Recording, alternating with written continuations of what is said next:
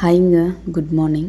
2 நாள் விலாக் வந்து இதோட ஜாயிண்ட் ஆகிருக்கோம். நேத்திக்கான விலாக் வந்து கொஞ்சம் லென்த்தியாக போயிடுச்சு. அதனால் அந்த விலாக் வந்து இந்த விலாகோடு ஜாயின் பண்ணி வச்சுருக்கேன்.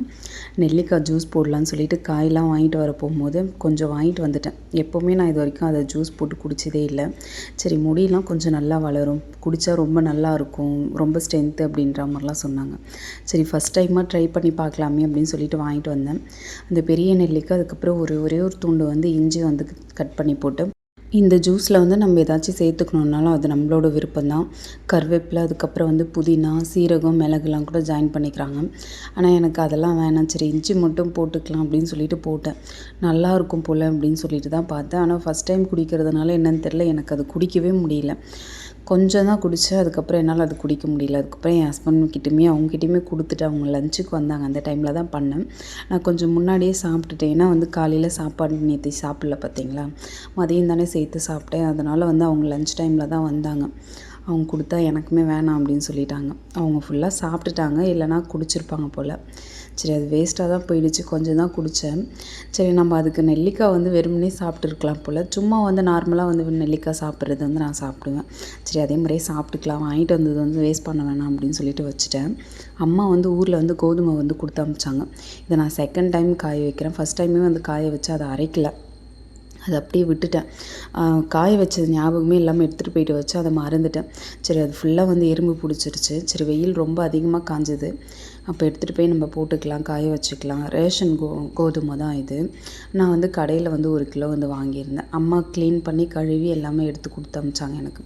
அது வந்து காய வச்சுட்டு, அதுக்கப்புறமா வந்து புறா எல்லாமே சாப்பிட்டுட்டு இருக்கு போல். நான் அது கவர்லாம் மேலே எதுவுமே போட்டு மூடவே இல்லை. சரி, இங்கே பக்கத்தில் நிறைய புறாலாம் வரும். சரி, பரவாயில்ல, இருந்தாலும் அதை சாப்பிட்டுட்டு மிச்சம் வைக்கட்டும் அப்படின்னு சொல்லிட்டு விட்டுட்டேன். அதுக்கப்புறம் உட்காந்து அங்கேயே வந்து அந்த கோதுமைலாம் வந்து புடச்சி க்ளீன் பண்ணிவிட்டு போயிட்டு அரைச்சிட்டு வந்துட்டேன்.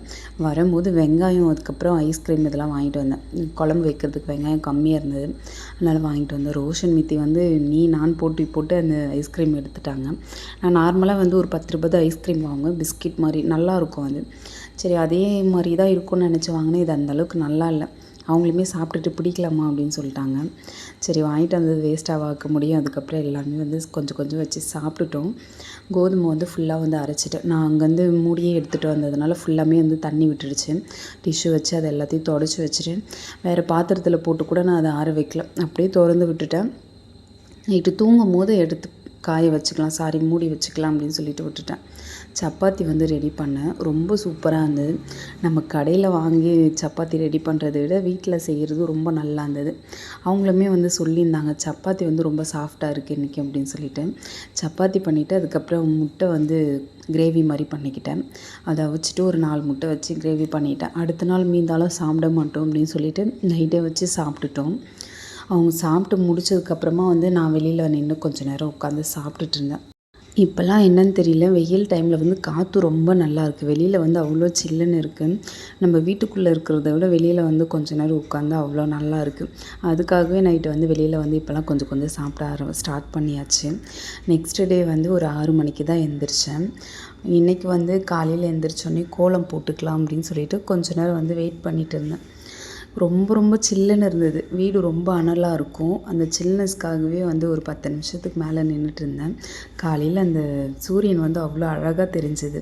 கொஞ்சமாக அப்படியே நிலா சைஸில் தெரிஞ்ச மாதிரி இருந்தது. சரி, அதனால் சும்மா அதை வீடியோ எடுத்துகிட்டு அதுக்கப்புறமா வந்து இன்றைக்கி வந்து எனக்கு காஃபி கொஞ்சம் தான் பால் இருந்தது. எனக்கு காஃபி போட்டுட்டு என் ஹஸ்பண்டுக்கு வந்து தயிர் வாங்கிட்டு வந்தேன். அது வந்து மோர் மாதிரி கொஞ்சம் அடித்து கொடுத்துடலாம் அப்படின்னு சொல்லிட்டு வச்சுட்டேன். சரி, நம்ம வந்து மதியம் லஞ்சு சாப்பிட்டு முடிச்சதுக்கப்புறம் குடிச்சிக்கலாம், இல்லை அதுக்கப்புறம் குடிச்சிக்கலாம்னு சொல்லிவிட்டு அதை அப்படியே விட்டுட்டு அவங்களுக்கு மட்டும் போட்டு கொடுத்தேன். பச்சை பயிர் வந்து நான் முளை கட்டுறதுக்காக வச்சேன் பார்த்தீங்களா, அது நல்லா வந்து முளை கட்டியிருக்கு. இன்றைக்கி அதை வச்சு ஏதாச்சும் சமைக்கலாம்னு சொல்லிட்டு யோசித்து வச்சுருக்கேன். ஃபஸ்ட் டைமாக ட்ரை பண்ணேன். சரி, கொஞ்சமாக தான் என்கிட்ட மாவு இருந்தது, அதை வச்சு ஏதாச்சும் பண்ணலாமேன்னு ட்ரை பண்ணோம். அவ்வளோ நல்லா இருந்தது. அவங்களுக்கு வந்து மோர் போட்டு கொடுத்தாச்சு. எனக்குமே வந்து காஃபி வந்து போட்டிருக்கேன். ஒரு சின்ன பாத்திரத்தில் தான் வச்சுருக்கேன். அந்த அடுப்பெல்லாம் வந்து க்ளீன் பண்ணிவிட்டு கொஞ்சமாக தான் வந்தது. சரி, இருக்கட்டும், அது வரைக்குமே வந்து குடிச்சிக்கலாம் அப்படின்னு சொல்லிட்டு கொஞ்சம் வந்து காஃபி போட்டு 2 பேருமே உட்காந்து, அவங்க மோர் நான் காஃபி 2 பேருமே கொஞ்சம் நேரம் உட்காந்து காலையில் காலையில் டைமில் வந்து எப்போவுமே சரி நாங்கள் தினமுமே வந்து எங்களுக்காக ஒரு 1/2 ஹவர் இல்லைனா ஒரு 1 ஹவர் பக்கம் கூட ஒரு ஒரு நாள் வந்து பேசிகிட்டே இருப்போம். ஆனால் கம்பல்சரி தினமும் ஒரு 1/2 ஹவர் எங்களுக்கான டைம் இந்த காஃபி டைம் தான். ஏதாச்சும் ஒன்று நாங்கள் பேசிகிட்டே இருப்போம். மற்றவங்கள பற்றிலாம் நாங்கள் பேசவே மாட்டோம். எங்களை பற்றி மட்டும்தான் நாங்கள் பேசுவோம். லைஃப்பில் அடுத்து என்ன பண்ண போகிறோம், பசங்க என்ன பண்ண போகிறாங்க, ஏதாச்சும் ஒன்று நமக்கானது ஏதாச்சும் ஒன்று பேசணும். நம்ம வந்து எதையுமே பேசாமல் மனசுக்குள்ளேயே வச்சுருந்தா அவங்களுக்குமே தெரியாது, நமக்குமே தெரியாது.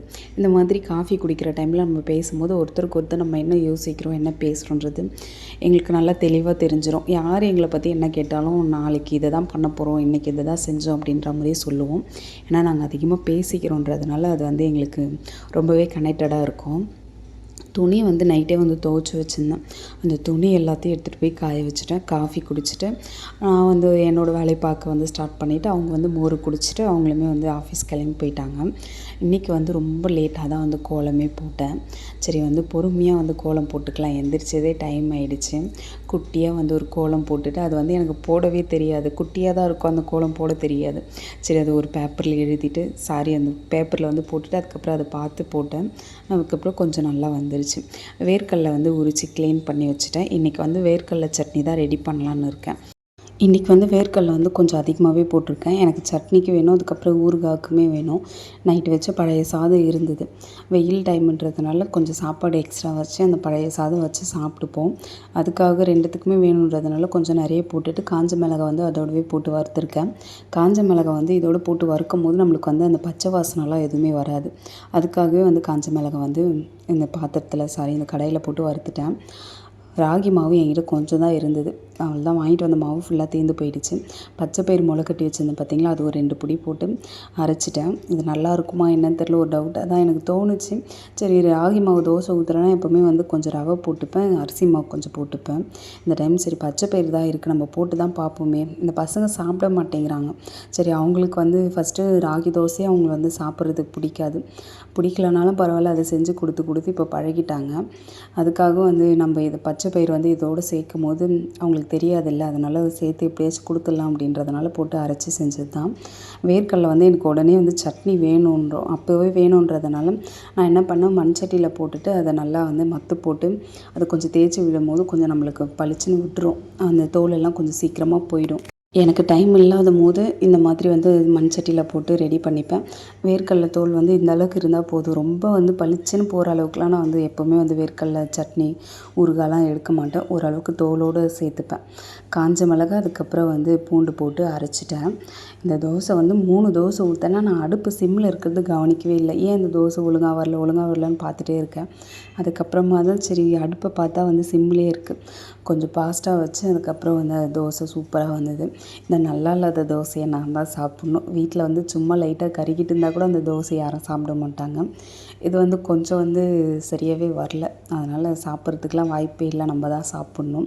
வேர்க்கடலை வந்து அரைச்சிட்டு கொஞ்சம் ஊறுகாய்க்குமே எடுத்து வச்சுட்டேன். சட்னியுமே வந்து கொஞ்சம் தண்ணி ஊற்றி ரெடி பண்ணிவிட்டு எண்ணெய் கடுகு கருவேப்பிலை போட்டு தாளிச்சாச்சு. அவங்களுக்கு வந்து ஒரு நல்ல தோசையாக ஒரு 2 தோசை வந்து போட்டுட்டேன். குட்டியாக ஒரு தோசை போட்டிருக்கேன். எனக்கு வந்து கொஞ்சம் நல்லா இல்லாத தோசை வேறு ஒரு பிளேட்டில் வச்சுட்டேன். என் ஹஸ்பண்டுக்கு வந்து பழைய சாதம் போட்டு கொஞ்சம் உப்பு போட்டு கொடுத்துட்டு ஊறுகாய் வச்சு கொடுத்துட்டுனா அவங்களுமே சாப்பிட்டுப்பாங்க. அவ்வளோ நல்லாயிருக்கும், எனக்கு ரொம்ப ரொம்ப பிடிக்கும். பழைய சாதத்தோடு வேர்க்கடலை வந்து துவையல் வச்சு சாப்பிடும்போது அவ்வளோ நல்லாயிருக்கும். வேர்க்கடலை அதுக்கப்புறம் கருவேப்பிலை ஊறுகாய், புதினா ஊறுகாய் இதெல்லாம் ரொம்ப நல்லாயிருக்கும். நான் வந்து அம்மியில் எல்லாமே அரைச்சிருக்கேன். எனக்கு இப்போ விட்டால் கூட நான் அம்மியில் வந்து ஊருக்கெலாம் போனால் அரைப்பேன். ஊரில் யாருமே வந்து அந்த அளவுக்கு அம்மி அதுக்கப்புறம் இந்த ஆட்டுக்கல்லாம் வச்சு யூஸ் பண்ணவே மாட்றாங்க. இப்போ எல்லாம் மிக்ஸி கிரைண்டர் அப்படி தான் போயிட்டாங்க. ரொம்ப நல்லாயிருக்கும் அந்த கருவேப்பிலை அதுக்கப்புறம் பூண்டு, காஞ்ச மிளகாய், புளி, இது மட்டும்தான். உப்பு அதிலே அம்மா தேவையான அளவுக்கு உப்புமே கொடுத்துருவாங்க. இது எல்லாத்தையும் ஒரு குட்டியாக ஒரு தட்டில் போட்டு கொடுத்துருவாங்க. இதை போயிட்டு அரைச்சிட்டு வந்துடு அப்படின்வாங்க. நான் சலிக்காமல் போயிட்டு அரைப்பேன், கஷ்டமே பட மாட்டேன். அழகாக வந்து அந்த அம்மியெல்லாம் வந்து க்ளீன் பண்ணிவிட்டு அரைச்சிட்டு பக்கத்து வீட்டுக்கு தான் போயிட்டு அரைக்கணும். எங்கள் வீட்டு அம்மி வந்து ரொம்ப வெயிட்டாக இருக்கும். அது வந்து நம்மளால உருட்ட முடியாது. நான் செய்வேன், ஆனால் அம்மா பயப்படுவாங்க மேலே போட்டுப்பேன் அப்படின்னு சொல்லிட்டு. அதனால் பக்கத்து வீட்டில் போயிட்டு அந்த அம்மியில் அரைச்சி எடுத்துகிட்டு வந்து பழைய சாதத்தோடு சாப்பிடும்போது அவ்வளோ டேஸ்ட்டாக இருக்கும். அதோட டேஸ்ட்டே ரொம்ப தனி தான். நம்ம இப்போ எவ்வளோ தான் மிக்சியில் போட்டு ஊறுகாய் துவையெல்லாம் அரைச்சாலும் அந்த அம்மியில் அரைக்கிற அந்த டேஸ்ட்டு வராது. மதியம் லஞ்சுக்கு வந்து பீட்ரூட் பொரியல் வச்சுட்டு மோர் வந்து தாளித்து சாப்பிட்டுட்டோம். வீடு அவங்க ஸ்கூல் போயிட்டாங்க. ஆஃப் டே இன்றைக்கி ஸ்கூலு. இப்படி தான் இருக்குது. ஆனால் அந்த வீடு க்ளீன் பண்ணணும்னு நம்ம நினச்சா மதியம் சாப்பாடு சாப்பிடவே முடியாது. அதுக்காக வந்து சரி நம்ம அப்படியே உட்காந்து சாப்பிட்டுப்போம் ஃபஸ்ட்டு, அதுக்கப்புறம் வந்து க்ளீன் பண்ணிக்கலாம் அப்படின்னு சொல்லிட்டு விட்டுட்டேன். சரி ஓகே, விலாகோட எண்டுக்கு வந்துட்டோம். என்னோடய விலாக் உங்களுக்கு பிடிக்கும்னு நம்புகிறேன். பிடிச்சிருந்தா சப்ஸ்கிரைப் பண்ணி சப்போர்ட் பண்ணுங்கள். பாய்.